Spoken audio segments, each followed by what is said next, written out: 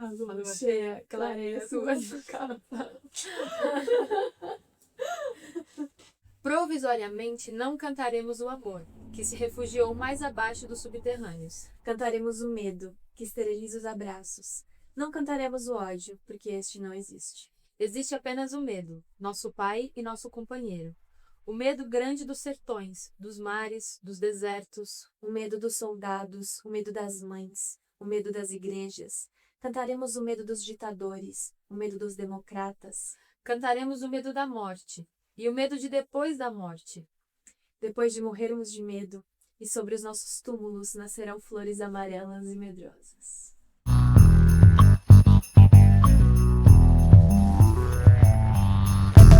Hoje nosso tema é Medo. medo. Cantaremos o medo. E não outras- cantaremos o amor. E outras coisas, né?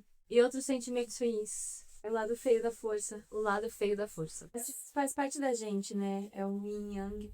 A gente falou muito de vergonha, né? Nos episódios anteriores, a gente acabou trazendo o medo de alguma forma dentro daqueles contextos. Mas existem vários sentimentos que o ser humano ele tem essa coisa de separar, né? Os sentimentos que são bons, que são socialmente aceitos. Louváveis, né? Louváveis e aquele sentimento que, pô, não é legal, né? E que não presta pra nada, né? Como se não prestasse pra nada. Ninguém admite que tá com medo, ninguém admite que sente inveja, tá com raiva, você admite também. É difícil a gente tirar algo bom disso, olhar pra isso um pouco além, tirar esse olhar de julgamento.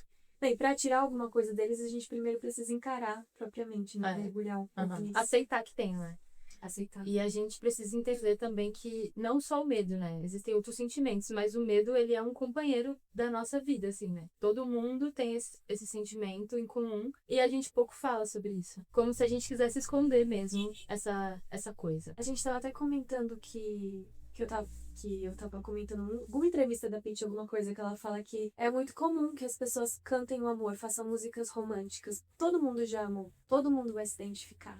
Mas o medo também, todo mundo já sentiu medo. E poucas canções falam disso. E falar de amor é você estar vulnerável. Você tá falando de uma coisa que você tá desprotegido. Mas como se a gente soubesse que a gente vai ser acolhido porque a gente tá falando de amor. Quando a gente tá falando de medo ou de outros sentimentos, mas a raiva, por exemplo, a gente já não tem certeza desse colo, assim. A gente não tem a garantia. O medo às vezes é visto como fraqueza. E também a gente tava comentando que o medo é o contrário de amor. E tem aquela frase, né? O amor move montanhas, né? E tem muita gente que faz trocadilho de a raiva move montanhas. Acho que o amor e a raiva são dois sentimentos que são de ação, né? Tipo, a gente identifica o amor e a raiva pela atitude. Então a pessoa tá triste, é diferente. Não necessariamente a gente vai identificar pela atitude. A raiva e o amor, sim, são símbolos de ações. Inclusive me lembrou o livro da Julia Cameron, O Caminho do Artista, que ele tem uma passagem que, na verdade, ele fala muito sobre esses sentimentos que são ruins, que são desagradáveis. E ele tem uma passagem sobre a raiva. Esse livro é ótimo, ele é maravilhoso. Ele tem vários exercícios sobre criatividade. Elaborar coisas a partir dos sentimentos, a partir do que a gente já tem, assim. Eu vou ler só a parte que eu tinha grifado. Ela diz assim: a raiva deve ser escutada. A raiva é uma voz, um grito, um apelo, uma exigência.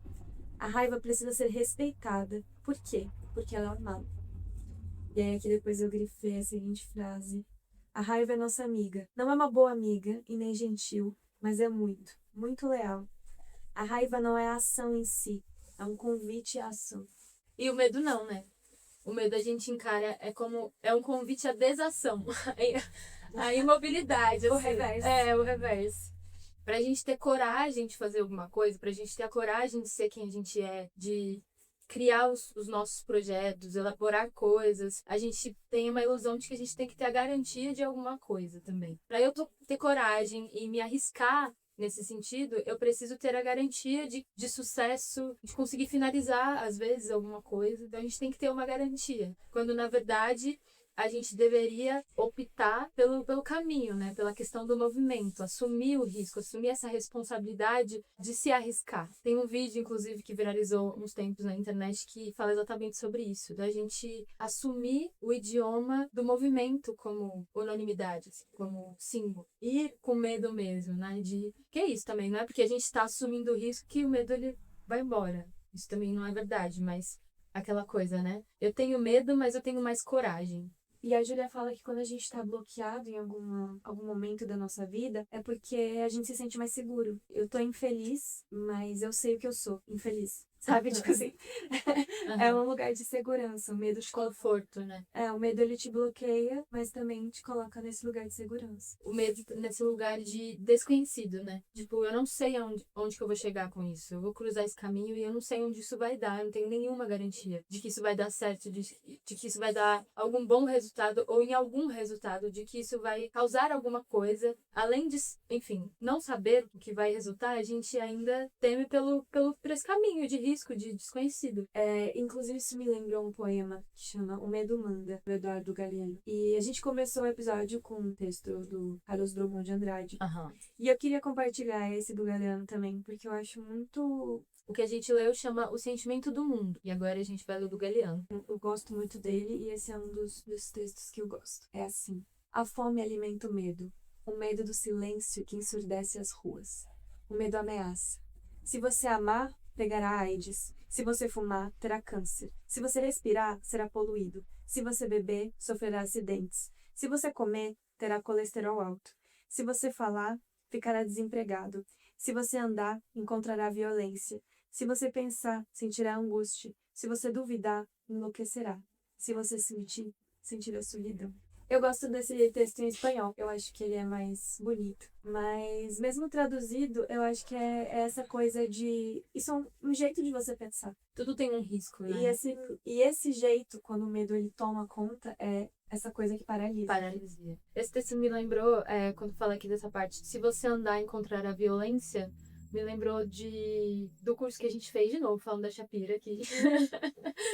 Mas, enfim, foi um curso muito daqueles que mudam um pouco a nossa trajetória, né? Eu lembrei daquela história que ela contou, que ela tava num carro e que ela tava no farol, acho que ela tava no Uber, alguma coisa assim, e chegou um molequinho, ela tava ali perto da Roosevelt, inclusive, aqui em São Paulo, e chegou um molequinho, assim, nela, armado, pedindo o celular dela. E ela não fez nada, assim, ela, tipo, paralisou e ela deu risada. Ela deu risada da situação e o menino falou: você não é tão idiota a ponto de não ter medo. Ela ficou encasquetada com essa situação, assim, né? Tipo, como assim um molequinho daquele tamanho olha na minha cara armado e diz que quem é idiota, você não é tão idiota a ponto de não ter medo. Então, ela falou, né, tipo, aquele menino ia me matar. E se eu tivesse ficado mais um pouco ali naquela situação, aquele menino teria me matado. Ele teria quebrado o vidro do carro e teria me matado. E aí ela tava falando, né, que a gente, enquanto artista, a gente tem que ter um olhar diferente também para essas situações, assim. Ela falou que ela saindo dali, ela escreveu um texto, que esse texto encaixou num espetáculo dela. Um texto belíssimo, inclusive, que ela restou lá pra gente. E aí uma amiga dela falou que se isso tivesse acontecido com ela não ia querer mais sair de casa, entendeu? E ela falou, realmente, eu podia levar pra esse lado de te falar, nossa, São Paulo tá muito perigoso e eu nunca mais vou sair da minha casa porque, enfim, até as criancinhas hoje em dia a gente não pode confiar. E seguindo essa linha de raciocínio que a gente corre risco em tudo, né? A todos os momentos. A gente tá sempre em risco. Se a gente for parar pra calcular todos esses riscos, a gente realmente vai entrar, enfim, paralisia, né? E o medo, o medo é uma questão de sobrevivência. Ele é importante para nossa sobrevivência. É importante que a gente sinta medo. Uhum. Mas é aquele ditado, né? Que a diferença entre o veneno e o remédio é a dose. Ah, sim. Uhum. Igual aqui, né? É importante que você tenha medo de pegar AIDS. É importante que você tenha medo de pegar câncer. É importante que você não queira ter um colesterol alto. Mas para isso, você não vai deixar de comer. Você não vai deixar de amar, você não vai deixar de sair da rua, você vai continuar vivendo a sua vida, tomando alguns cuidados, mas não deixando de viver. Você vai continuar saindo na rua e andando de carro no centro de São Paulo, porque a gente tem que viver a vida, mas a gente, enfim, também não vai vacilar, né? Tem uma música da Pitty que chama... Eu vou citar muito a Pitty porque eu sou muito fã da Pitty. A música chama Medo, e eu acho muito interessante porque... Nossa! É uma música onde ela está abertamente falando sobre esse sentimento. E ela fala assim: só tememos por nós mesmos ou por aqueles que amamos. Homem que nada teme é homem que nada ama. Ela não está dizendo que o contrário de amor é medo. Ela está dizendo justamente que só teme porque ama. Então, ou a gente teme por si, pela nossa vida, ou por quem a gente ama. Eu tenho medo de acontecer alguma coisa com você, de você ficar doente. Eu tenho medo de perder as pessoas que eu amo. E aí também é um outro jeito de olhar pra isso, né? E tem outros sentimentos também que são ruins e que a gente tem que saber dosar. O medo, a raiva, como a Julia falou, pode ser um caminho, pode ser um mapa, mas ele também pode se tornar um labirinto, né? Pode se tornar um lugar que não tem saída, que a gente se perde afundado nesse sentimento, né? Nessa confusão que as coisas se tornam, né? E a gente não pode deixar com que essa confusão se torne a gente, a nossa identidade. Esses dias eu tava lendo uns textos no Substack, que é uma rede social que eu tô adorando, que eu usava muito Tumblr, né? Ainda uso, na verdade, mas é meio fora, tá meio caidinho as coisas por lá, ninguém posta mais nada. Nossa, tá só bola de pena. Tem alguns textos meio soltos, assim, de vários autores e artistas que eu gosto lá, e eu tô gostando muito. E por acaso eu achei um texto que fala sobre ansiedade, na verdade. Um texto da Clara Esteves. E eu não vou ler o texto porque ele é bastante longo, assim, mas eu peguei alguns trechos aqui que eu acho que a gente pode comentar sobre. Enfim, esse texto ele fala sobre ansiedade e nesse lugar também de paralisação. E você não conseguir fazer nada com esse sentimento que te toma, né? E ela fala que essa ansiedade do que está por vir, de ter controle das coisas, é exatamente isso. O nosso corpo, a nossa cabeça gosta do que já é conhecido. Inclusive, pra gente é mais desconfortável a gente tá no desconhecido do que a gente tá passando por processos dolorosos. Então, por isso que é mais fácil a gente continuar na merda, a gente continuar numa situação ruim, que prejudica a gente, prejudica a nossa saúde mental, até a nossa saúde física, do que a gente fazer um movimento de mudança. Porque quando a gente muda, a gente tá abandonando versões antigas. E a gente, com certeza, a gente se apega, né? Não só a quem a gente era, mas o que a gente significava para as pessoas à nossa volta também.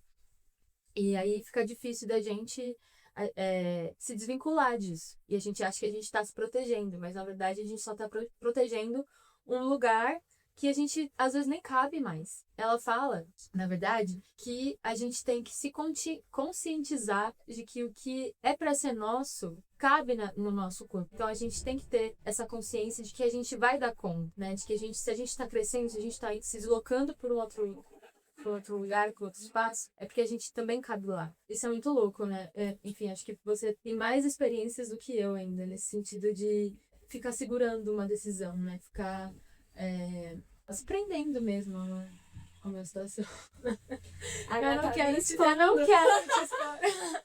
Não, mas é porque você é taurina, gente. A bicha é taurina, não tem o que fazer. O taurino teimoso. É teimoso. E a gente tem essa coisa de... Você tá numa situação... Vamos sempre usar aquela coisa de relacionamento, né? Porque às vezes você tá num relacionamento que já fracassou, que já tá ruim, mas você quer ter certeza que você tentou até a última gota, você passa todos os seus limites, quando não dá mais, assim, quando já tá... A culpa não foi minha, não foi da falta de tentativas. Aí você finalmente sai, mas aí depois que você sai também, você fala, nossa, eu perdi tanto tempo, né, ali insistindo numa coisa que já tava fracassada, pra ter uma sensação de que eu tentei tudo. Só que aí também, às vezes, essa sensação não vem. Às vezes não vem, às vezes vem uma sensação de, nossa, eu não precisava.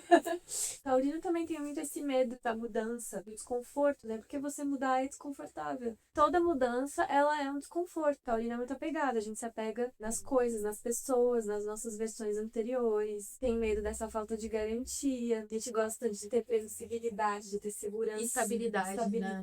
Em todos os sentidos. Mas eu também gosto, mas eu acho que às vezes eu sou um pouco impulsiva, na verdade. Falar, eu vou fazer isso mesmo. Mas do você, nada. como boa libriana, agora que a gente entrou no astral, você pondera muito. É procurando também esse lugar de segurança. Mas eu não sei, eu queria muito fazer uma consulta, viu? Que alguém me avaliar. Gente, manda aí se você faz isso aí. Eu sou muito impulsiva às vezes. Mas é muito...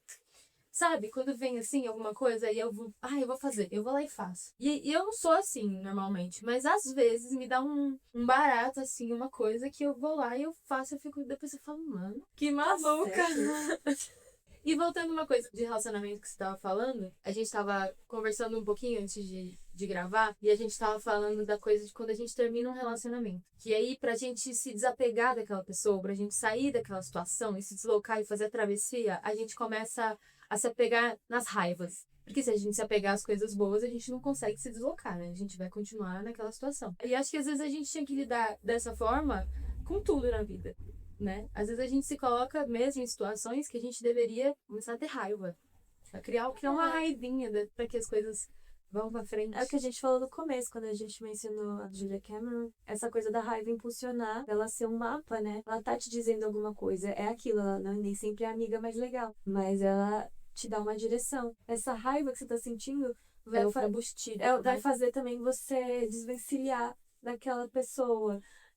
Essa raiva que um diretor falou que você é ruim, um coreógrafo falou que você é ruim, você, ai, te deu raiva, então eu vou mostrar pra ele que eu sou bom. Ah, então eu sou ruim? Ah, Então eu vou te mostrar. Então, às vezes é isso, a raiva ela é. Não que todo mundo se motive dessa forma, né? Às vezes a gente, eu também não sou, mas às vezes a gente dá uma força gás, do né? ódio. Dá um negócio. Esse movimento de que nem todo sentimento ruim vai trazer coisas ruins pra nossa vida, né? A gente admitir, ou elaborar, ou bater de frente com esses medos, com essas angústias, com a raiva. Essas coisas fazem com que a gente, às vezes, tome boas decisões. Lembrou também de um sentimento que a gente menospreza muito, que é a inveja. Ninguém admite que tá com inveja, gente. Ninguém fala assim, nossa, isso aqui que eu tô sentindo inveja. A gente não admite nem pra gente mesmo, como se fosse uma coisa proibidíssima.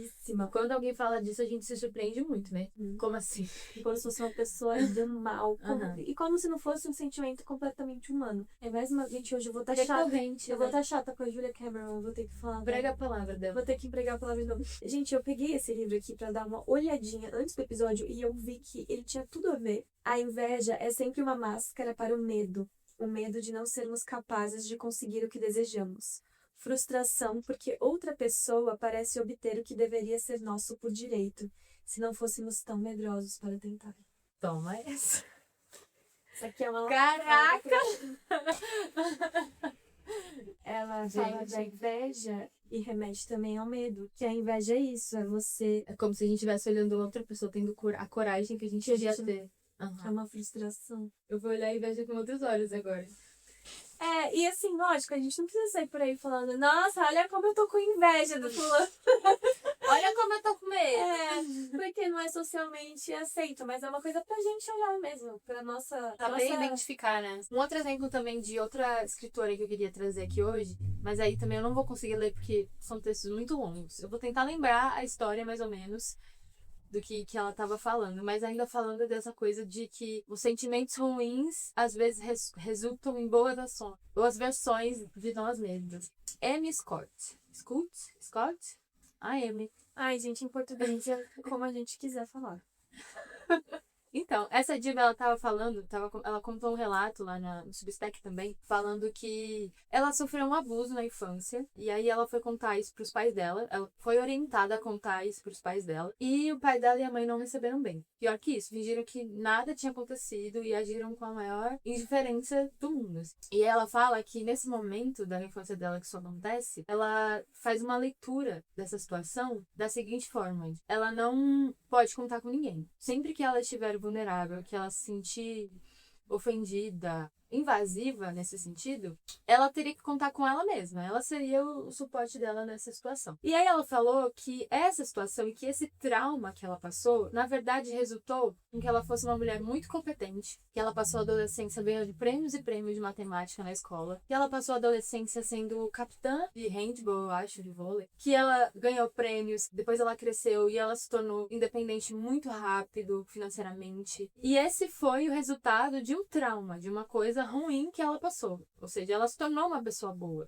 Ela fala, eu vou até ler aqui uma parte, mas ela fala que na época ela não entendia que a vida dela não era organizada em volta do sucesso, em volta da felicidade. Esse comportamento positivo dela era pautado em torno da sobrevivência. Eu vou ler o final aqui porque é muito interessante. Ela fala assim: o trauma nem sempre nos destrói. Muitas vezes, ele nos torna excelentes, independentes, autossuficientes ao extremo. Ele nos ensina a ignorar nossos próprios instintos e chamar isso de força, a abandonar nossos sinais internos em favor daquilo que nos mantém funcionais, admirados e seguros. Sabe o que isso me lembrou? Ostra. Ostra feliz não faz pérola. A gente tem um espetáculo numa companhia que chama Ostra. Ele tem um recorte feminino, né? Ele fala dessa vivência com relação às mulheres, né? Dessa resiliência, o que a gente faz com esses traumas, coisas ruins que vêm pra gente, a gente transforma nessas pérolas. E é isso meio que é a pérola dela, né? E eu conheço muita gente assim, né? Tenho amigas. Você foi falando, eu fui lembrando de várias pessoas, eu inclusa, que são pessoas extremamente eficientes, são as melhores no trabalho, muito As bem mais sucedidas e muito provavelmente esse comportamento vem De algum de um trauma, né? trauma. Essa coisa da síndrome da filha perfeita também, que eu tenho muito isso. A gente fala muito isso também no meio LGBT, porque geralmente o filho que é LGBT, ele é o melhor na escola, ele é o mais educado. Você fica tentando compensar o fato de que você é LGBT, sabe? Tipo assim, eu sou LGBT, mas olha só todas essas Como coisas. se você estivesse Como se distraindo, né? Fazendo É, malabarismo. como se isso fosse um defeito, porque é Aham. como a sociedade por muitas vezes nos enxerga, né? Vê isso como um defeito, como tipo assim, nossa, pena, ela é tão bonita. Eu já ouvi essa frase de familiares, que pena, ela é tão bonita. Na infância, óbvio, você não tem essa consciência, mas inconscientemente a gente vai fazendo. Socialmente, você ser LGBT já não é legal. Isso já é muita coisa, né? Então, você realmente ter acessos de raiva, você sempre uma pessoa impulsiva, qualquer outro sentimento ruim vai ser visto com outros pesos e outras medidas, assim, pelas pessoas. Mas uma coisa muito legal também, que é uma frase que eu gosto muito, que eu tenho anotado na minha agenda, inclusive, é uma frase do pastor Henrique Vieira, o nome dele, e ele fala assim, que é no quartinho da bagunça que estão os nossos maiores tesouros, né? Ele fala isso num contexto muito específico de religião. Ele estava falando sobre isso quando ele fala essa frase. Mas eu anotei essa frase porque a gente, enquanto criador, a gente também tem que olhar para o nosso quarto da bagunça, para nossas coisas, como esses tesouros, né? Olhar para eles como coisas boas e realmente levar eles como um mapa, né? Da gente conseguir entender da onde que vem esse medo, da onde que vem essa insegurança, da onde que vem essa ansiedade, porque isso também vai dar controle e entendimento da nossa bagagem, mas também esse conteúdo pra gente conseguir falar sobre quem a gente é, entender que lugar que a gente ocupa no mundo. Parece que quanto mais a gente sabe quem a gente é, mais longe a gente vai. Mais consistente fica a nossa obra. Mais seguros a gente fica também. Saber, tipo, eu falo isso por conta disso e disso e disso, porque eu vim desse lugar, porque a minha família me criou dessa forma. Até esse tanto de referência que a gente traz, esse monte de gente que a gente fica citando, que é o que a gente falou no episódio anterior, é sobre quem a gente é também. Tipo assim, foi o pastor Henrique que falou, mas isso diz muito sobre mim. Eu me reconheço muito nisso, me vejo muito nisso. Você tá tímida hoje, né? Hoje eu tô, menina, eu tô caladinha.